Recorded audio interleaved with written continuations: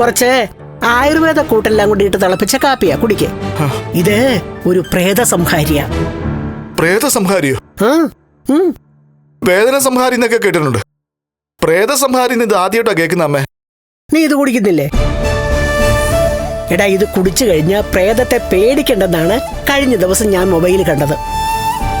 അയ്യോ, മൊബൈലൊക്കെ നോക്കിയിട്ടൊന്നും കലക്കി തരല്ലേ അമ്മേ? എന്നാ പിന്നെ നീ ഇത് കുടിക്കണ്ട. എടാ, വിഷുവായിട്ടാണ് നീ വൃത്തികെട്ട ആത്മാവിനെ കണ്ടത്, അതും നീ കൊന്ന ആത്മാവിനെ. ശരി ശരി, ഞാൻ കുടിക്കാം. ആ, കുടിക്കേ.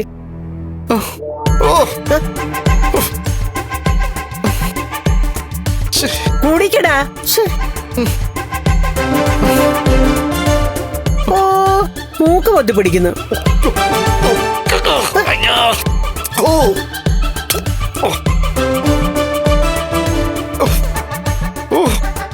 ഇങ്ങനെ മുഖം മാറാനായിട്ട് ഞാൻ മദ്യമൊന്നും അല്ലല്ലോ കലക്കി തന്നത്. വെള്ളം ഒഴിക്കാതെ മദ്യം കലക്കി തന്ന പോലെയാണല്ലോ നിന്റെ മുഖത്തെ ഓരോരോ ഭാവപ്രകടനങ്ങള്. ഉടലെ കത്തിപ്പോയമ്മേ. ആഹാ, അത് കുരുമുളകിന്റെ ശക്തിയാടാ. ഞാൻ കൊടുങ്ങല്ലൂരമ്മയെ ധ്യാനിച്ചിട്ടാണ് കുരുമുളക് പൊടിച്ചതിനകത്തിട്ടത്. പ്രേതവും ബാധയൊക്കെ ഒഴിപ്പിക്കാൻ അമ്മയെ ധ്യാനിച്ച് ഇത് കുടിക്കുന്നത് വളരെ നല്ലതാണ്. വേണ്ടമ്മേ, കുടിക്കടാ.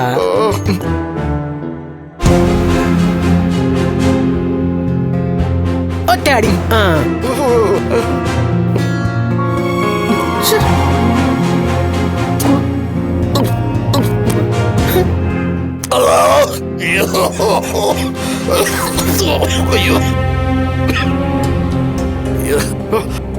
കുടിച്ചിട്ട് നോക്കിയപ്പോ കണ്ടത് അമ്പലത്തിൽ പോയി നമ്മളൊക്കെ നശിക്കണമെന്ന് പ്രാർത്ഥിക്കുന്ന ഒരുത്തിയാണല്ലോ അമ്മേ. എടാ, അത് അമ്മ നമുക്ക് സത്യം കാണിച്ചു തന്നതാടാ.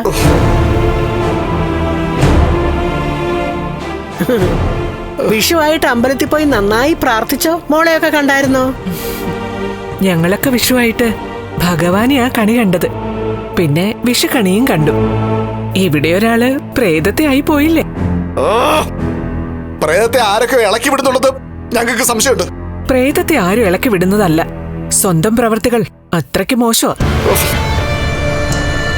അതുകൊണ്ട് മരിച്ചു പോയവരൊക്കെ ചിലപ്പോ ഉറക്കത്തിൽ വന്ന് ശല്യം ചെയ്തെന്നു വരും. പ്രത്യേകിച്ച് കണ്ണന്റെ അച്ഛൻ. ദേ, ഇനിയെങ്കിലും നല്ല കാര്യങ്ങൾ ചെയ്ത് ജീവിച്ചാ അത്തരം കാഴ്ചകളൊന്നും കാണേണ്ടി വരില്ല. പ്രത്യേകിച്ച് കണ്ണനെയും ലക്ഷ്മിയെയും ശല്യം ചെയ്യാൻ പാടില്ല. കണ്ണന്റെ കാര്യം എന്തിനാടി നീ പറയുന്നേ? കണ്ണനെ ഇപ്പൊ ഞങ്ങള് ശല്യം ചെയ്യുന്നില്ലല്ലോ.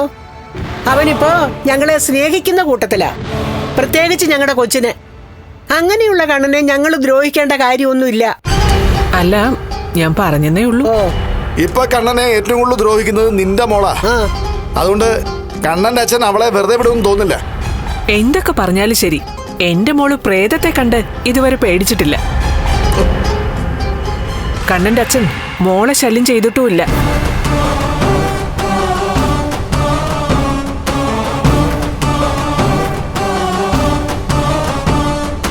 അമ്മേ, കണ്ണനെ ദ്രോഹിക്കുന്ന അവളുടെ മോളെ എന്തുകൊണ്ടായിരിക്കും ആ വൃത്തികെട്ട പ്രേതം ശല്യം ചെയ്യാതെ? ഒരു കാര്യം ചെയ്, ഇനി നിന്റെ മുറിയിലേക്ക് ആ പ്രേതം വരും. അപ്പൊ അതിനോട് തന്നെ ചോദിക്ക്, എന്താണ് അവരെ ശല്യം ചെയ്യാത്തതെന്ന്. അമ്മ എന്താ എന്നെ കളിയാക?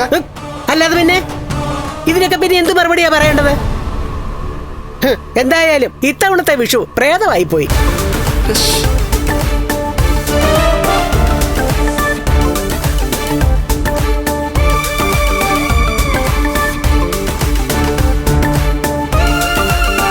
അമ്മ എന്താമ്മേ എന്നെ ഇങ്ങനെ നോക്കുന്നത്?